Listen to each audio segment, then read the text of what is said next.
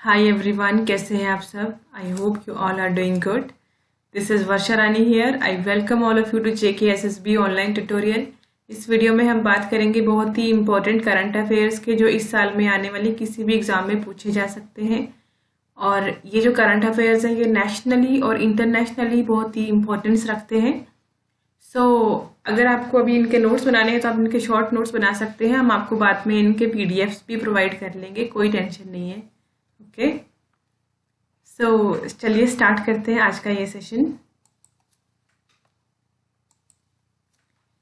जल Abhishekam campaign was launched by which state government during COVID times. किस state ने start किया था जल अभिषेकम कैंपेन को? Right answer here is Madhya Pradesh. Madhya Pradesh के कैपिटल का नाम है भोपाल। जल अभिषेकम कैंपेन क्यों स्टार्ट किया गया था, क्या एम था इसका? क्योंकि खास करके जो एम होता है ना वो पूछा जाता है।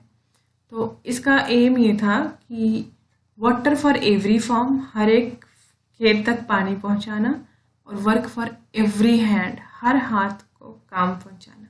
तो दरअसल क्या गया था, इसके थ्रू 57,000 वाटर स्ट्रक्चर बनाए गए थे पानी को इकट्ठा करने के लिए। किसके थ्रू? मनरेगा के थ्रू। क्योंकि देखो उस टाइम में ना बहुत लोग आ गए थे, सिटीज से काम करने वाले मजदूर थे, वो वापस आ गए थे अपने गांव में। तो अब काम करने के लिए कुछ नहीं था, तो सरकार ने उनको काम दे दिया कि आप वाटर के ये स्ट्रक्चर बनाओ यहाँ। तो उससे एक फायदा क्या होगा कि अब आने वाले जो टाइम में किसानों को जमीन की इरिगेशन करने के लिए पानी होगा वहां पे अवेलेबल। 2.5 लाख हेक्टेयर जमीन को इरिगेट किया जा सकता है अब इसकी वजह से। और इसको में टोटल खर्चा इनको आया था 2000 करोड़।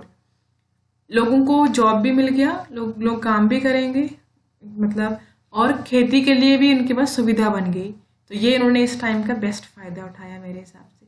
तो एम एक बार फिर से देख लेते हैं, water for every farm and work for every hand, इसका एम था। Next question is, in India, National Women's Day is celebrated on February 13 to mark the birth anniversary of। 13 फरवरी को नेशनल वुमेन डे मनाया जाता है। तो किसकी birth anniversary है ये? दरअसल ये है सरोजिनी नायडू की बर्थ एनिवर्सरी। सरोजिनी नायडू को नाइटिंगेल ऑफ इंडिया भी कहते हैं, Kokila of Bharat, Bharat Kokila, nightingale of India कहा जाता है। क्यों कहा जाता है? इनको गांधी जी ने ये टाइटल ना उनको गांधी जी ने दिया था, नाइटिंगेल ऑफ इंडिया। किस लिए दिया था? For colour, imagery and lyrical quality of her poetry. ये बहुत ही अच्छी पोइटेस थी एक। तो इनकी उसमें टेक्निक्स जो थी ना बहुत ही अच्छी थी, कमाल की थी, इसलिए उन्होंने उनको नाइटिंगेल ऑफ इंडिया का खिताब दे दिया था। तो वैसे तो इंटरनेशनल वुमेन्स डे कब आता है? मार्च 8 को, ठीक है। इंटरनेशनल वुमेन्स डे मार्च 8 को आता है। एक और डे होता है नेशनल गर्ल चाइल्ड डे। आप मुझे कमेंट बॉक्स में बताएंगे कि नेशनल गर्ल चाइल्ड डे कब मनाया जाता है। ओके, अगर आप मेरी वीडियो को ध्यान से सुनते हैं तो आप मुझे कमेंट जरूर करेंगे इसमें।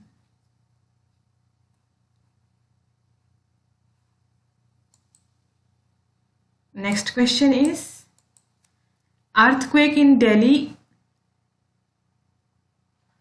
of 6.3 magnitude was felt across northwest India on Friday night 12th Feb को फ्राइडे नाइट के टाइम में एक अर्थक्वेक फेल्ट हुआ था नॉर्थ वेस्ट पार्ट में इंडिया के। इसका एपी सेंटर कहाँ पे था? ये शुरू कहाँ से हुआ था? एपी सेंटर वो जगह होती है जहाँ से अर्थक्वेक शुरू होता है, सबसे ज़्यादा उसका जो मैग्नीट्यूड होता है एपी सेंटर पे ही होता है। तो अगर ज़्यादा लॉस होगा तो एपी सेंटर पे सबसे ज़्यादा लॉस होता है, ठीक है। तो इसका एपी सेंटर पूछा गया है। तो the right answer here is Tajikistan. Tajikistan Afghanistan का ही पड़ोसी है, पाकिस्तान के नॉर्थ में आता है ये ताजिकिस्तान। और ये किस रेंज में आता है? हिमालय की हिंदू कुश रेंज जो है ना हिमालयन रीजन की, यहाँ पे आता है। हुआ क्या था, इंडो ऑस्ट्रेलियन प्लेट जो है वो कोलाइड कर गई थी यूरेशियन प्लेट के साथ।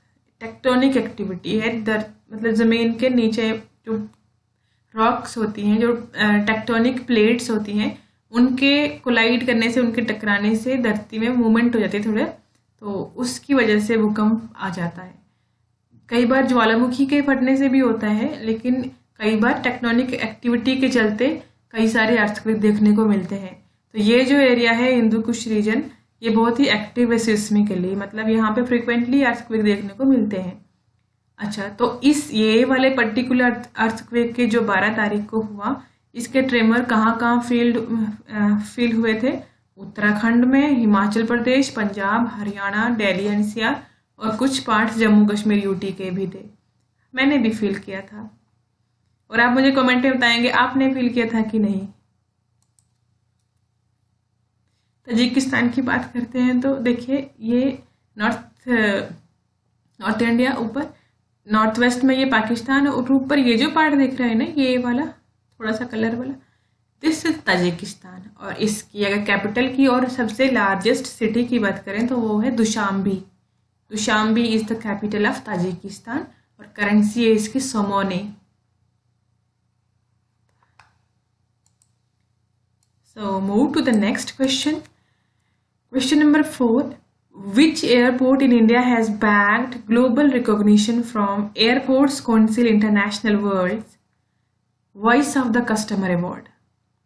एयरपोर्ट्स काउंसिल इंटरनेशनल वर्ल्ड जो है ना, उन्होंने इनको एक अवार्ड दिया। उस अवार्ड का नाम है voice of the customer award, और ये बहुत बड़ी बात होती है, अचीवमेंट की बात है। तो ये मिला है बेंगलुरु एयरपोर्ट को। ये उस एयरपोर्ट को मिलता है जो कस्टमर्स को ही अपनी सबसे पहली प्रायोरिटी मानते हैं। तो इन्होंने भी क्या किया था? यही किया था।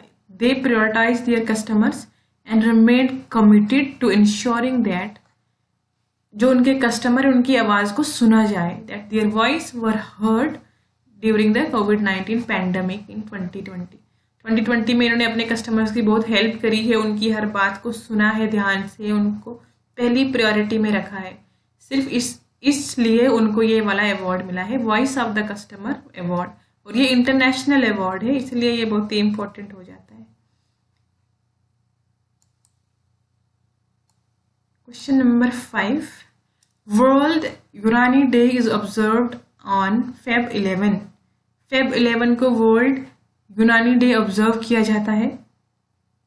तो ये एक बहुत ही बड़े यूनान के स्कॉलर हैं और बहुत ही बड़े रिफॉर्मर थे। तो उनके नाम, उनकी बर्थ एनिवर्सरी होती है, इसको मार्क करती है ये फरवरी 11 का दिन। तो इनमें से कौन है ये रिफॉर्मर? इनमें से कौन से हैं वो सोशल रिफॉर्मर, वो स्कॉलर जिनके बर्थ एनिवर्सरी पे वर्ल्ड यूनानी डे सेलिब्रेट किया जाता है? The right answer here is Hakim Ajmal Khan. तो यूनानी डे पहले तो देखते हैं कि क्यों मनाया जाता है, उसके बाद बाकी बात करते हैं, ठीक है। हकीम अजमल खान है वो स्कॉलर जिनकी बर्थ एनिवर्सरी आती है 11 फेब को, और उन्हीं के नाम पे वर्ल्ड यूनानी डे मनाया जाता है। क्यों? क्योंकि ये यूनानी मेडिकल एजुकेशनिस्ट हैं और ये फाउंडर थे साइंटिफिक रिसर्च इन यूनानी सिस्टम ऑफ मेडिसिन के। उन्होंने यूनानी सिस्टम ऑफ मेडिसिन में साइंटिफिक रिसर्च लाई। और ये डे क्यों मनाया जाता है? ताकि हेल्थ केयर के बारे में अवेयरनेस दी जा सके, हेल्थ केयर के बारे में अवेयरनेस फैलाई जा सके और यूनानी सिस्टम ऑफ मेडिसिन के बारे में लोगों को बताया जा सके। बेसिकली बहुत ही इफेक्टिव सिस्टम होते हैं ये। आजकल कम लोगों को इसके बारे में अवेयरनेस होती है, इसीलिए ये वर्ल्ड यूनानी डे अभी सेलिब्रेट किया जाता है। तो ये किस तरह का मेथड है? ये प्रिवेंटिव भी है और क्यूरेटिव भी है। प्रिवेंटिव मतलब बीमारी अगर नहीं है उससे पहले भी अगर आप ये चीज़ें यूज़ करते हैं तो आप बीमारी होने से बचा सकते हैं, और क्यूरेटिव भी, अगर कोई परेशानी है तो उसको ठीक भी कर सकते हैं। तो बहुत है, प्रिवेंटिव भी है और क्यूरेटिव भी है। और इंडिया में सदियों से चला आ रहा है ये सिस्टम। हमारे यहाँ पे इसको अरब के लोग लेके आए थे बेसिकली, या पर्शिया से जो लोग आए थे ना, वो अपने साथ इस टेक्निक को लेके आए थे, और या फिर अरबिक लोग इसको लेके आए थे इंडिया में। एक्चुअली ये दोनों ही लेके आए थे, तो पहले अरब्स आए थे। तो सबसे पहले वर्ल्ड यूनानी डे कब मनाया गया था? 2017 में, 2017 के अंदर हैदराबाद में मनाया गया था इसे। ओके, जो सेंट्रल रिसर्च इंस्टीट्यूट ऑफ यूनानी मेडिसिन है हमारे पास, CRIUM हैदराबाद, वहाँ इसको फर्स्ट टाइम मनाया गया था।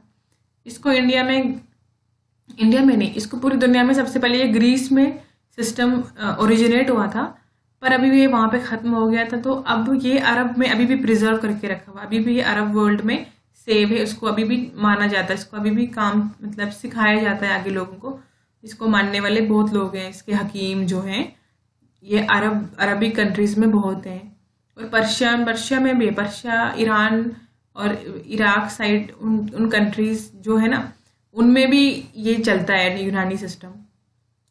तो अगर मैं मैप पे बात करूं तो देखिए ये है ग्रीस, इसी को यूनान बोलते थे पहले टाइम में, इसी एरिया के लिए। एग्जैक्टली जो कंट्री आज इतनी सी है बिल्कुल मैं उसकी बात नहीं कर रही, पहले बाउंड्रीज अलग होती थी। आपको पता है 2000 साल पहले भारत भी अलग ही होता था, तो वैसे ही ये भी अलग, मतलब बाउंड्रीज इसके डिफरेंट होती थी, पर इसी एरिया को बोला जाता था यूनान। तो अगर हम यूनान की, ग्रीस की बात करें तो इसकी जो कैपिटल है ना वो है एथेंस। वैसे तो ज़रूरत नहीं थी देखने की, एथेंस, और इसकी करेंसी है यूरो। सो ये थे आज के कुछ इंपॉर्टेंट एमसीक्यूज। अगर आपको ये वीडियो हेल्पफुल लगा हो तो प्लीज़ लाइक करें, शेयर करें और कमेंट जरूर करें। अगर आप हमारे चैनल पर नए हैं तो चैनल को सब्सक्राइब करके जाएं ताकि आपको आने वाले सारे अपडेट्स मिल सकें। सो मिलते हैं नेक्स्ट वीडियो में। Thank you so much.